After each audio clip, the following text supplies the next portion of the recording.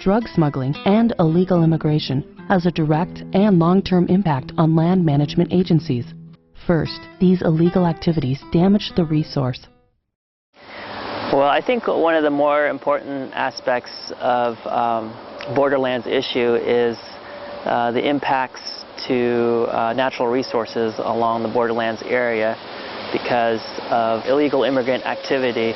The main big factor is associated fires, and what happens is oftentimes at night it's cold, so they create these little campfires to keep warm or cook their food, and oftentimes if they're near reeds they can get out of control and ultimately burn down sensitive resources. This is especially important because certain areas are near wildland-urban interfaces, so fires over there can also damage property. Up until last year, there had never been any fire to speak of on the Cabeza Prieta or surrounding lands. Last year, or I guess it was the year before, we had tremendous rains, very abnormal rains. The plants loved it, the wildlife loved it, but consequently we got a lot of unusual growth.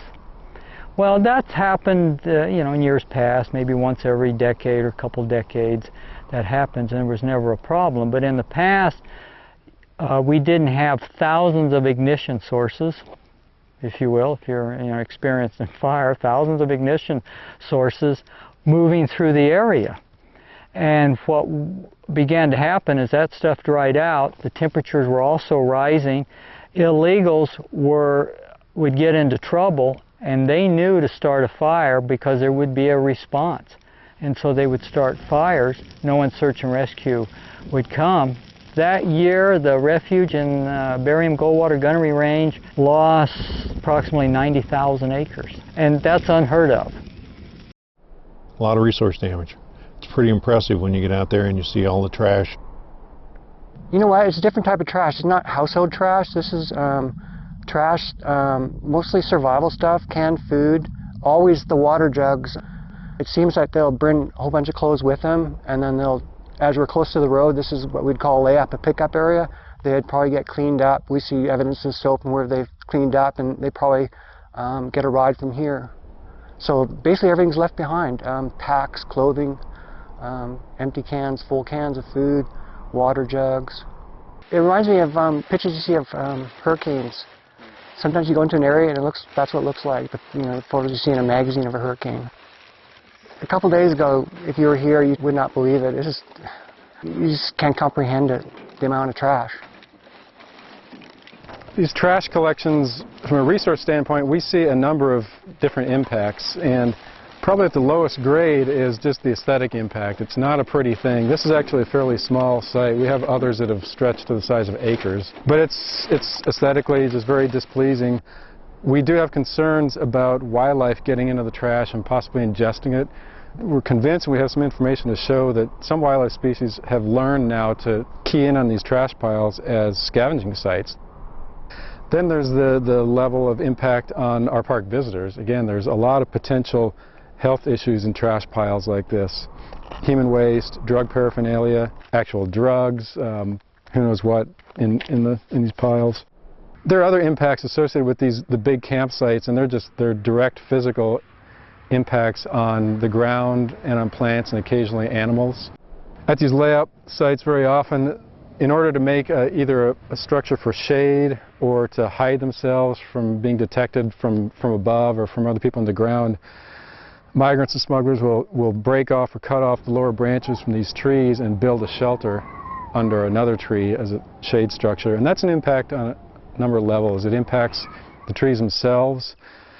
Here in the low Sonoran Desert, the habitat under all these desert trees, the Palo Verde tree, the ironwood tree, is extremely important as a shelter site for new plants to come up. The saguaro cactus is very highly dependent on that shelter site under the trees. A lot of small rodents, birds, and reptiles seek shelter, shade, and higher moisture levels under the trees. And when those areas get opened up, that microhabitat is lost. And then we've got a whole list of endangered species in this part of the country down here. We've got everything from bats and fish and to all kinds of plants and so forth. And of course, a lot of those are associated with riparian areas where we've got water, and the illegal immigrants and smugglers are always looking for water and water sources. And so you get a tremendous conflict between the threatened and endangered species and the use by illegal immigrants and smugglers. All the way as far as the Huachucas go to the east, as far as they go to the west, there's probably a travel trail that an illegal group have followed probably every half mile or less. And that comes from the pressure of apprehension. They start creating these trails. Then the Border Patrol finds the trail, so they just move a mile, half mile over, and they start all over again. Besides foot traffic, the mode of transportation of illegals making it to up north is vehicle traffic. Wherever the way they can get from Mexico up to Tucson or up to a major highway, whether it's off-roading or on back roads. For whatever reasons, the vehicle will break down, get stuck, and they just leave it there. Recently, we just recovered 11 vehicles just in probably half of the refuge. They're just not on a road. You got to find a vehicle to go out and grab it, which causes more resource damage, running over cacti, grasslands, and then you have another illegal trail that you have to worry about maintaining. I get to see over 400 miles of entrenched, illegally created roads, not tracks, but I mean entrenched roads that aren't going to heal for decades, some for hundreds of years. Foot trails, you take it all together, probably about 1,200 miles of illegal roads and foot trails in the area. Drug smuggling and illegal immigration also interfere with employees' ability to carry out their agency's mission. The border issues impact every program we have on the refuge, whether it's public use, biological, safety of visitors, safety of employees. Everything we do is impacted by issues caused by the proximity of the international border. Working on the border these days now encompasses the immigration issues as well as managing for a wildlife refuge. A large percentage of our time is taken up dealing with a lot of these border issues. We are dealing with the trash issue and picking up, cleaning up trash, safety issues for our staff, and managing and setting policy for our staff to make sure they're safe out there in the field. There's working in partnering with Border Patrol because of their increased activity out here. It really has changed the way we do things out here on this refuge. There's a big shift in how we do our work, especially out in the field. Before, you could plan your work to come out and you do your prep work, you know, your maps, and you know what areas you're going in, and I could go easily out by myself in most cases. Today, the shift has gone to more being concerned about where I'm going. I have to know the issues out there. Are there border issues? Is illegal activities going on? It slows down my process because what I do now, and it's part of our policy, I don't go out by myself. So I have to arrange for someone to go with me. And so my planning doesn't go as fast as it used to. Basically, we are told to avoid an entire stretch of area, what's called the limit-troph. So we don't do any work down there. We don't do any restoration or anything like that. In the past, we have evaluated those areas, and there are good areas to do restoration work, but as far as employee safety, we just tend to avoid that area. It's unfortunate, too, because in that area, it also happens to be one of the best habitat for wildlife we have. You know, the resources there are pretty important to us. And it's a shame that we can't go down there to improve it or even to protect it, too. A few years ago, in that area, there's been, high, recreation use. There's fishermen, there's hunters. But now it seems the word has gotten out that it seems to be a dangerous place, and it seems that the recreation has been declining in that area. We have backcountry roads that are closed to the public, and that's a result of most of those roads and access areas being right along the border and the potential for the visitors to get in the middle of a situation. And with that, it's very difficult. We can't mandate that visitors are in a buddy system or be monitored or that kind of thing, so we've closed areas that we just cannot maintain the safety of the visitors in those areas. We almost don't do the Good Host program, per se. We're very, very careful about that, and you got to be pretty thoroughly convinced that it's a very mundane situation before you'll do that. We may stop, roll the window down part way, and ask somebody if they need assistance. And in a lot of situations, you might, pull over your vehicle, get out of your vehicle, and go talk to somebody to see if they really need assistance. But we're pretty darn careful because there's a real likelihood that, you would run into a difficult situation, or if there's one person there sitting beside the road, there could be 20 other people back in the bushes, and you don't know it.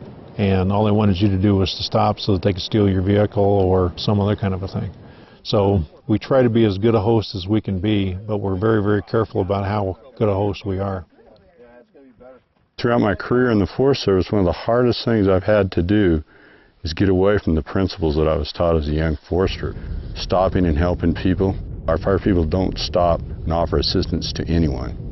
I mean, you can't even tell if it's mom and pop. It may be mom and pop, but they may be hauling a load of drugs, or they may be running point on a load of drugs. So it's become very different for us here because we can't be the friendly Forest Service firefighters that go in and talk to people all the time. So he was in his vehicle and driving.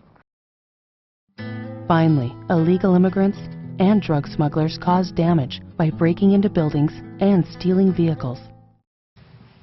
To this point, most of our break-in problems and thefts have involved residences of the employees or vehicles that are used by employees or researchers. Well, I personally have had my refuge residence broken into 9 times. The most frightening situation was when I had been here at 4 p.m. and I put my dogs in the house. I had 2 Shelties at the time, and went back to work for an hour, came back at 5, and everything looked fine, and I unlocked my locks, walked in. My 2 Shelties were in the kitchen, and I called out, "Hi, babies," and at the sound of my voice, a man jumped out of my bedroom right in front of me. He was about 4 feet from me, and he immediately came at me, and he had this intense look in his eyes, which I interpreted as aggression at the time, and all I could do was give a shriek, and I backed up like this, down the hallway, backed up outside and over to my car, and he was coming toward me the whole time with this wide-eyed, intense look. When we got outside, he went like this, meaning a gesture of no harm, and he left. He left his backpack and his water and disappeared over the hill. Coming to work in the wintertime, you get here in the dark. I'm the first person to the office. I'm nervous. How often does that happen? How often do you get out of your car and spend a few minutes looking around, making sure you don't see somebody in your office, looking for broken windows? That's odd, I think. I can't recall doing that in previous jobs. There were a couple of attempts at stealing vehicles. We've had 1 government vehicle stolen here in the last year. We've had attempts where they attempted to steal a number of our vehicles. It's been where the vehicle's been parked out on a road where they're doing resource monitoring and they may only be 1/8 of a mile from the vehicle, or it's been actually where our vehicles are stored behind locked gates, where they've tried to break through the gates and steal the vehicles.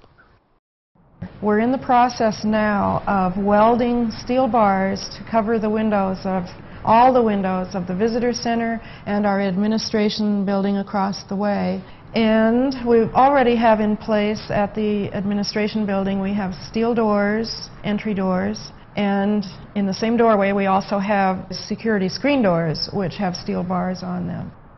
Prior to that project, a very recent one was to build a chain link fence around my house, 8 feet high with coiled razor wire on top, and to build one around the fire crew living quarters. And the residences and the visitor center and administration building all have alarms. So we're trying to cover all the possibilities, the possible ways that the fences or the windows or the openings to the buildings could be breached.